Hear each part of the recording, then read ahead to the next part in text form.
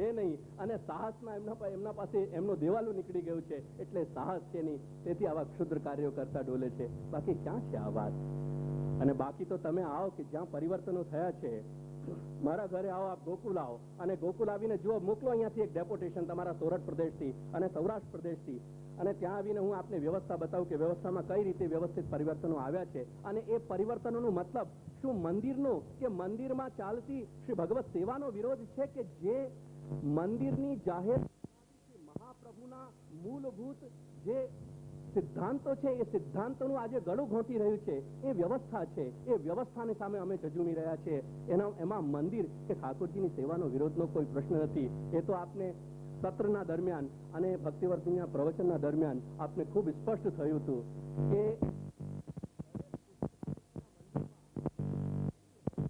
સવાલ એનું નથી કે મંદિર શું છે કે મંદિર નું સ્વરૂપ શું છે. મંદિર તો દરેક પુષ્ટિ માર્ગીના ઘરમાં હોય. એવો તો પુષ્ટિ બીજ ધરાવનાર એવી કોણ વ્યક્તિ હોય કે જેના ઘરમાં મંદિર ના હોય અને જે મંદિરમાં એના ઠાકોરજી ન બિરાજતા હોય. પૂજ્ય દાદાએ, પૂજ્ય શ્રી વ્રજરથલાલજી મહારાજજી અત્યારે વયોવૃદ્ધતમ અને વિદ્વાન આચાર્ય બિરાજી રહ્યા છે.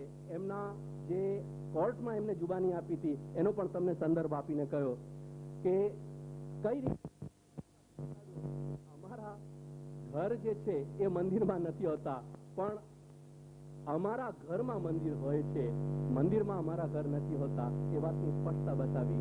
અને એ જે કંઈક 5-50 વર્ષથી જે કંઈક જોતા આવ્યા છીએ કે જે કંઈક બની ગયું છે, ખાલી એના કારણે જ આપણે એવું માની લીધું અને એમાં કોઈ પણ જાતનું આપણું વિવેકનો કોઈ ઉપયોગ નહીં કરવાનો. એટલે એમાં કોઈને પૂછવાની પણ તમને જરૂરિયાત નથી.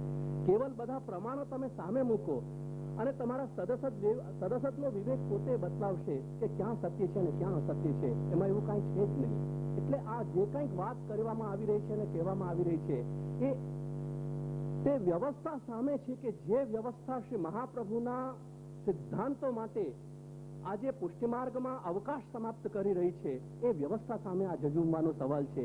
અને એ તો તમારા બધાનો ફરજ છે. એમાં સવાલ ક્યાં છે કે કેવલ શ્રી શ્યામ મનોહર એના માટે ઝઝૂમે કે શ્રી કિશોરચંદ્ર એના માટે ઝઝૂમે કે દેવકીનંદન એના માટે ઝઝૂમે, એનો કોઈ એવો વ્યક્તિવાદ કે વ્યક્તિગત એનો એવો પ્રશ્ન નથી.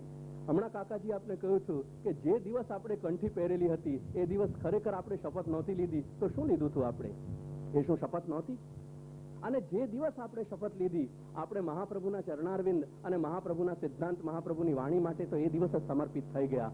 અને ખરેખર જો એ દિવસ પછી મહાપ્રભુના સિદ્ધાંત કે વાણીથી વિપરીત આપણે આચરણ કરીએ કે એ આચરણને આપણે આપણા સંપ્રદાયમાં એલાવ કરીએ, એને જે સ્થાન આપીએ, તો ખરેખર શ્રી મહાપ્રભુ સામે એનાથી મોટો વિદ્રોહ અને એનાથી એક વિમુખતાનો બીજો કયો પ્રકાર હોય એ મને સમજાતું નથી. જરાક આપના હૃદયમાં વિચારીને જુઓ કે આ બધી પરિસ્થિતિ ક્યાં ઊભી છે. એમાં જરા એવો પ્રશ્ન નથી કે જે આપણને વારંવાર કંઈક સાંભળવાથી જ વિચારો આવે કે વારંવાર એની કંઈક સ્પષ્ટતા આપવાથી જ આ વિચારો ઉપસ્થિત થાય. આ વિચારો તો બિલકુલ દર્પણની જેમ હવે પ્રાંજલ તમારી સામે છે. ફક્ત તમને વિચારવાનો, એને જોવાનો પ્રશ્ન છે. અને મેં એના સામે નાની વાત તમને મૂકી કે જે કાંઈક વિરોધ કરી રહ્યા છે એમને એટલું તો કહો કે એક વાક્ય તો તમે ટાંગીને બતાવો, એક વાક્ય તો ઉમેરો, એક વાક્ય તો મૂકો કે જે વાક્યને મૂકીને એવું સિદ્ધ કરી બતાવો કે જે કંઈક અહીં કહેવામાં આવી રહ્યું છે કે કરવામાં આવી રહ્યો છે કે શ્રીનાથજીનો વિરોધ છે કે મંદિરોનો વિરોધ છે કે આ છે કે તે છે, પણ હવે બીજો કોઈ રસ્તો રહ્યો નથી.